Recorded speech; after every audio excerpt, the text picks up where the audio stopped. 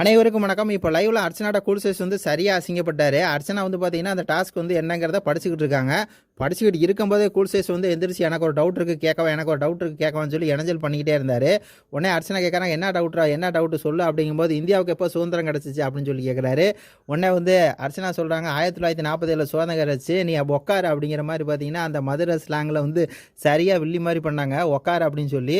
அதுக்கப்புறம் பார்த்தீங்கன்னா திருப்பி அந்த டாஸ்க் படித்து முடிச்சுட்டு போய் உட்காடுறாங்க. பேர் சொல்லும்போது T Eswari T Eswari T ஈஸ்வரின்னு சொல்லிட்டு இருந்தாப்புல. டி ஈஸ்வரி ஈஸ்வரின்னு சொல்லி பேரே சொல்ல தெரியாமல் வச்சுக்கிட்டு இருந்தேன்னா அப்படியே தலையில் வந்து பார்த்தீங்கன்னா கூல்சேஸ் வந்து ஒரு புறா மாதிரி கட்டிட்டு புறா சுரேஷாக மாறுறாருல்ல, அதை வந்து பார்த்தீங்கன்னா அந்த புறா வந்து அடித்து உடச்சி உன்னை வந்து சூப் வச்சு விட்ருவேன், ஓரமாக போடா அப்படிங்கிற மாதிரி பார்த்தீங்கன்னா கூல்சேஸை வச்சு செஞ்சு விட்டுருக்காங்க. இன்னொரு பக்கம் பார்த்தீங்கன்னா விஷ்ணு அப்படியே உட்காந்து பேசியிருக்காப்புல. அப்போ சொல்கிறாங்க, டேய் நீ விஜய் வாய்ஸ்ன்னு நினச்சிட்டு எஸ்ஆர் வாய்ஸில் வந்து பேசியிருக்க, ஒழுங்காக வந்து விஜய் சார் வாய்ஸில் பேசு அப்படிங்கிற மாதிரி கலாச்சிட்டு இருக்காங்க.